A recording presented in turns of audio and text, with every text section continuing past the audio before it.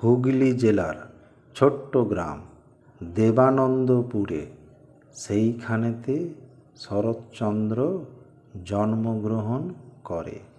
সেপ্টেম্বরের 15 তারিখ 1876 সাল শরৎচন্দ্র চট্টোপাধ্যায়ের হল জন্মকাল।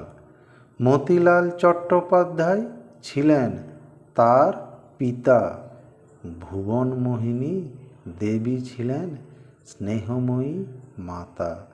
5 ভাই বোনের মধ্যে দ্বিতীয় ছিলেন তিনি। আমরা সবাই তাকে কথাশিল্পী নামেই চিনি।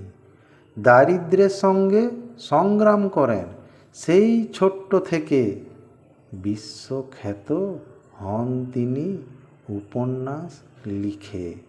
বড় দিদি, দেবদাস, আরও কত উপন্যাস। মন দিয়ে পড়ে বাঙালি আজও 12 মাস। হাজার তারার মধ্যে তিনি উজ্জ্বল এক তারা। আজও তাকে মনে রেখেছে সকল বাঙালিরা।